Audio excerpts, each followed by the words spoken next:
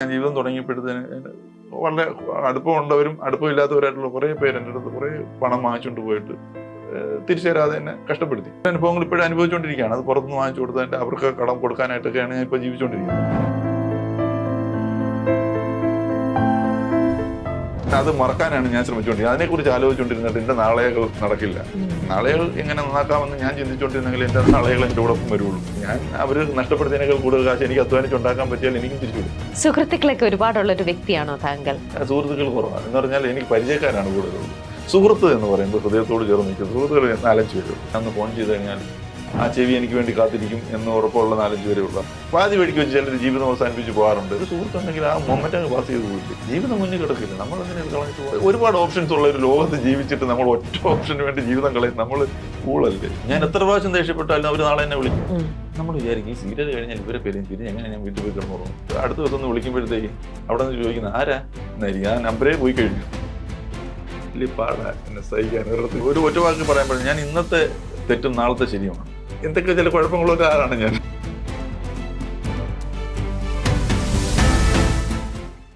പ്രാക്ടിക്കലായിട്ട് ചേട്ടൻ ഇതിനെല്ലാം കാണുന്നു. ഇതാണ് ലൈഫ്, ഇങ്ങനെയാണ് ഇത് വർക്ക് ചെയ്യണത്. അതിനെ ആ ഒരു ഫേസിൽ അതിനെടുക്കുന്നു അല്ലേ പറ്റുള്ളൂ. അല്ലാതെ അതിനെ കുറിച്ചിരുന്ന് ആലോചിച്ചിട്ട് ഇപ്പൊ എനിക്ക് തന്നെ എൻ്റെ ലൈഫിൽ ഞാൻ ജീവിതം തുടങ്ങിയപ്പോഴത്തേന് വളരെ അടുപ്പമുള്ളവരും അടുപ്പമില്ലാത്തവരായിട്ടുള്ള കുറേ പേര് എൻ്റെ അടുത്ത് കുറേ പണം വാങ്ങിച്ചുകൊണ്ട് പോയിട്ട് തിരിച്ചു തരാതെ എന്നെ കഷ്ടപ്പെടുത്തി.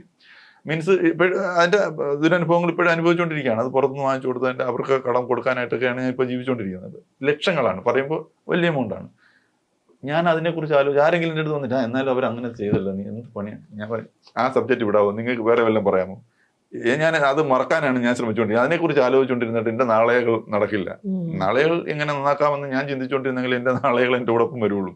അല്ല അത് കഴിഞ്ഞതിനെക്കുറിച്ചും അവർ നശിപ്പിച്ചുകൊണ്ട് അവർ പ്രാഗിയതിനെക്കുറിച്ചും അവർക്ക് കേസ് കൊടുത്തു ആരും ഒന്നും തരുമെന്നില്ല. അതൊക്കെ ആ വഴി പോകും. അവർ ചിലപ്പോൾ ചിരിക്കും. ഞാൻ അവർ നഷ്ടപ്പെടുത്തിയതിനേക്കാൾ കൂടുതൽ കാശ് എനിക്ക് അധ്വാനിച്ചുണ്ടാക്കാൻ പറ്റിയാൽ എനിക്കും ചിരിച്ചുകൂടെ? തീർച്ചയായിട്ടും. സുഹൃത്തുക്കളൊക്കെ ഒരുപാടുള്ള ഒരു വ്യക്തിയാണോ താങ്കൾ? സുഹൃത്തുക്കൾ കുറവാണ് എന്ന് പറഞ്ഞാൽ എനിക്ക് പരിചയക്കാരാണ് കൂടുതലുള്ളത്.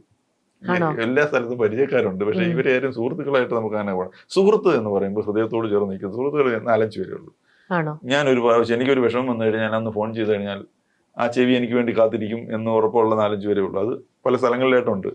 അവർ എന്താടാ പറ എന്ന് പറഞ്ഞിട്ട് അവർ മിണ്ടത്തില്ല, നമ്മളെ കേൾക്കും, എന്നെ കേൾക്കും. അതുപോലെ തിരിച്ചും അവരെന്തെങ്കിലും പറഞ്ഞാൽ അവർക്ക് വേണ്ടി ഞാൻ ചെവി കൊടുക്കും. എന്റെ സമ്പാദ്യം പ്രധാനമായിട്ട് അതാണ്. ഞാൻ ഈ പറഞ്ഞ നഷ്ടപ്പെട്ട ലക്ഷങ്ങളോ അല്ലെങ്കിൽ ഞാൻ ഉണ്ടാക്കാൻ പോകുന്ന ലക്ഷങ്ങളോ അല്ലെങ്കിൽ ഞാൻ ഉണ്ടാക്കിയ വലിയ വീടോ അല്ലെങ്കിൽ ഞാൻ വാങ്ങിച്ചതോ വാങ്ങിക്കാൻ പോകുന്നതായിട്ടോ വലിയ കാറോ ഒന്നും സമ്പാദ്യമല്ല. അത് ആരുടെയും സമ്പാദ്യമല്ല.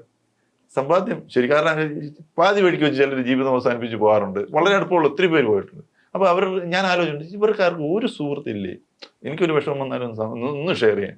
എടാ എനിക്കത് പറ്റിപ്പോയി എന്ന് പറയും. അങ്ങനെ ഒരു സുഹൃത്തുണ്ടെങ്കിൽ ആ മൊമെന്റ് അങ്ങ് പാസ് ചെയ്ത് പോയില്ലേ?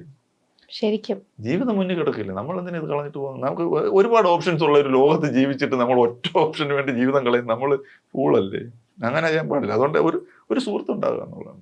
അങ്ങനെ ചേട്ടൻ അക്കാര്യത്തിൽ വളരെ ബ്ലെസ്ഡ് ആണ്. 4-5 പേരെങ്കിലും ചേട്ടന് നല്ല സുഹൃത്തുക്കൾ എന്ന് പറയുന്നവരുണ്ട്. അത് എന്റെ എല്ലാ വീക്ക്നെസ്സും എന്റെ എല്ലാ ദേഷ്യങ്ങളും എന്റെ എല്ലാ എന്താണ് അസഹനീയമായ സ്വഭാവങ്ങളും സഹിക്കുന്നവരാണ് അവര്. ഞാൻ എത്ര പ്രാവശ്യം ദേഷ്യപ്പെട്ടാലും അവർ നാളെ എന്നെ വിളിക്കും. അങ്ങനെയുള്ളവരെ വേണം. അതുകൊണ്ട് അവർ തിരിച്ചും ഞാൻ അവരോടൊപ്പമാണ്. ഇവരൊക്കെ പണ്ട് മുതലേ ചേട്ടന്റെ ലൈഫിന്റെ ഭാഗമാണോ അതോ ഈ പ്രൊഫഷനിൽ വന്നതിന് ശേഷം ഈ ഇൻഡസ്ട്രിയിൽ നിന്നും ചേട്ടന്റെ കൂടെ കൂടിയവരാണ് ഇവരൊക്കെ? ഇൻഡസ്ട്രിയിൽ നിന്ന് കൂടെ കൂടിയ സുഹൃത്തുക്കളൊന്നും അങ്ങനെ പറയാനില്ല. ഇൻഡസ്ട്രിയിൽ അങ്ങനെ ഈ പറഞ്ഞ അളവിൽ ഉള്ള സുഹൃത്ത് നല്ല കാര്യങ്ങൾ ഷെയർ ചെയ്യുന്ന കുറച്ച് പേരുണ്ട്. മനസ്സിലായി, നല്ല ഗുഡ് ഫ്രണ്ട്സ് എന്ന് പറയുന്ന രീതിയിലുണ്ട്. പക്ഷെ നമ്മുടെ ബാല്യകാല സുഹൃത്തുക്കൾ ചിലർ പിന്നെ ഇടയ്ക്ക് വന്ന് കയറിയവരുമായിട്ടുണ്ട്. പക്ഷെ പ്രൊഫഷണൽ എന്ന് പറഞ്ഞാൽ അവർക്കെല്ലാം പ്രൊഫഷനാണ്. നമ്മൾ ഒരു സീരിയൽ അഭിനയിക്കുന്നു കുറെ കാലം, ഒരു 2 വർഷം 2.5 വർഷം നമ്മൾ ഒരുമിച്ച് ചിലപ്പോൾ അഭിനയിക്കും. എല്ലാ ദിവസവും കാണും, മിക്കവാറും എല്ലാ ദിവസവും കാണുന്നു. ആ സമയത്ത് ഡെയിലി കമ്മ്യൂണിക്കേഷൻ എല്ലാം ഉണ്ട്. നമ്മൾ വിചാരിക്കും ഈ സീരിയൽ കഴിഞ്ഞാൽ ഇവരെ പിരിഞ്ഞ് എങ്ങനെ ഞാൻ വീട്ടിൽ പോയി കിടന്നുറങ്ങും. സീരിയലിന്റെ ഒരു പാക്കപ്പ് പാർട്ടി എല്ലാം കഴിഞ്ഞ് നമ്മൾ അടുത്ത ദിവസം ഒന്ന് വിളിക്കുമ്പോഴത്തേക്ക് അവിടെ നിന്ന് ചോദിക്കുന്നത് ആരാ എന്നായിരിക്കും. ആ നമ്പരേ പോയി കഴിഞ്ഞു. അത്രയേ ഉള്ളൂ അവിടുത്തെ കാര്യങ്ങൾ. അവരടുത്ത സെറ്റിലേക്ക് പോകുമ്പോൾ അവിടുത്തെ ബന്ധങ്ങൾ അതിനോടും നമ്മൾ ചേടാ എന്നാലും അവൻ അങ്ങനെ കാണിച്ചു കളഞ്ഞോ എന്ന് പറഞ്ഞ് നമ്മൾ ഇരുന്നിട്ട് കഥയില്ല. അതായിട്ട് വരെ ഒരു ഫ്ലോ അതാണ്. അതങ്ങനെ പോവുക.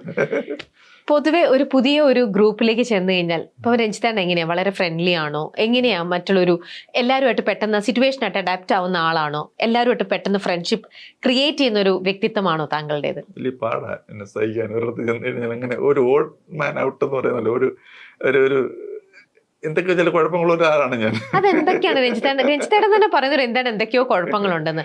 ഒരു കുഴപ്പം ഞാൻ കേട്ടിടത്തോളം, എനിക്കിപ്പോ നമ്മൾ അവതാർ ഗ്രൂപ്പിലൊക്കെ ഉള്ളത് കൊണ്ട് രഞ്ജിത്തേട്ടൻ അറിയാവുന്ന ഒരു കാര്യമാണ്, രഞ്ജിത്തേട്ടൻ പറയുന്ന പല കാര്യങ്ങളും വ്യാഖ്യാനിക്കപ്പെടുന്നത് തെറ്റിദ്ധരിക്കപ്പെടുകയാണ് അവിടെ.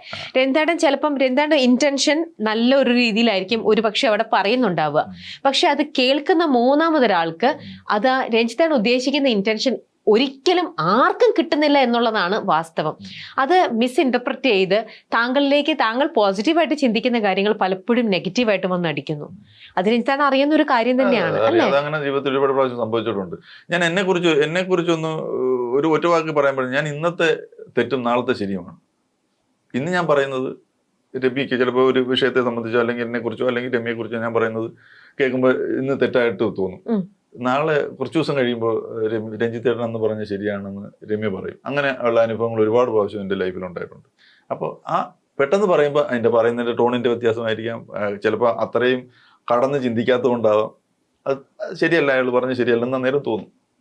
അങ്ങനെ സംഭവിച്ചിട്ടുണ്ട് ലൈഫിൽ. എൻ്റെ അവസരങ്ങൾ പോയിട്ടുണ്ട്, അങ്ങനെ കുറേ കാര്യങ്ങൾ സംഭവിച്ചിട്ടുണ്ട്. പക്ഷേ ഞാൻ അങ്ങനെ തന്നെ പറഞ്ഞല്ലേ പറ്റുള്ളൂ. പിന്നെ അല്ലെങ്കിൽ പിന്നെ വേറെ ആളിനെ കോപ്പി അടിക്കുന്ന പോലെ ആവത്തില്ലേ? രഞ്ജിത്ത് ആവത്തില്ലല്ലോ, എൻ്റെ DNA അല്ലല്ലോ, വേറെ ആളുടെ DNA അല്ലല്ലോ എനിക്കുള്ളത്. അതെങ്ങനെ എന്താണ് ഇപ്പൊ പറയുന്നു, ഇന്നത്തെ തെറ്റ് നാളത്തെ ശരിയാവുകയാണെന്ന്?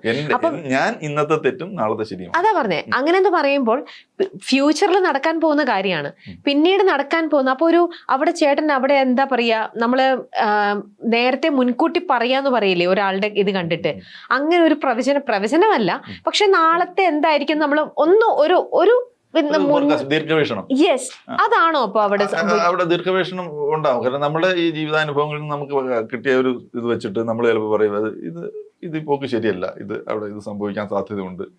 എൻ്റെ അടുത്ത് നീ ആവശ്യമില്ലാത്തത് പറയരുത്, ഇതിപ്പോ നിന്റെ കണ്ണുകടി ഉണ്ടോ അല്ലെങ്കിൽ അതുകൊണ്ടായിരിക്കും പറയുന്നത് എന്ന് പറഞ്ഞ് എന്നെ കുറ്റപ്പെടുത്തുന്ന ഒരാൾ ദിവസങ്ങൾ കഴിയുമ്പോൾ അത് സംഭവിച്ചു കഴിയുമ്പോഴത്തെ രഞ്ജിത്ത് എന്ന് പറഞ്ഞാൽ ശരിയാണെന്ന് പറയും.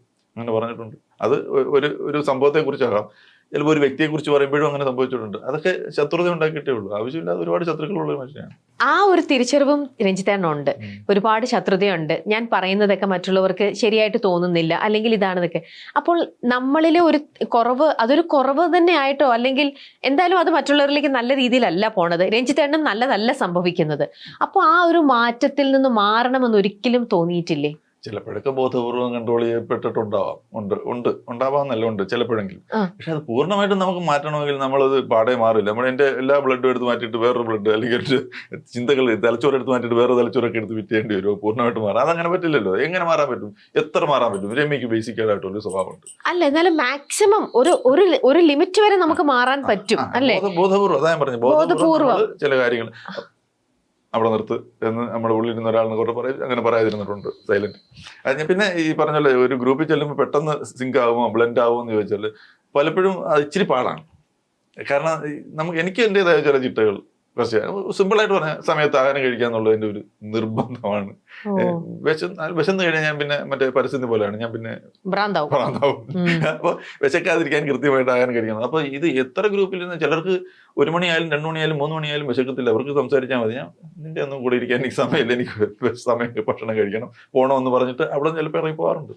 അപ്പൊ എന്ന് പറയുന്ന പോലെ അതിപ്പം ഇപ്പൊ വളരെ ക്ലോസ് ആയിട്ടുള്ള ഒരു ഗ്രൂപ്പാണോ അല്ലാത്ത ഗ്രൂപ്പാണോ, ഏത് ഗ്രൂപ്പാണെങ്കിലും ഈ ഒരു ഉദാഹരണമാണ് ഞാൻ പറഞ്ഞത്. അതുപോലെ ചില ചിട്ടകൾ ലൈഫിൽ ഉള്ളതുകൊണ്ട് അത് എല്ലാവർക്കും അതാകണമെന്നില്ല. ഡിസിപ്ലിൻ ഇൻഡിസിപ്ലിൻ നമ്മളൊരു ക്ലാഷ് ഉണ്ടാവില്ലേ, അത് ചിലപ്പോൾ പലയിടത്തും ഉണ്ടാവാറുണ്ട്.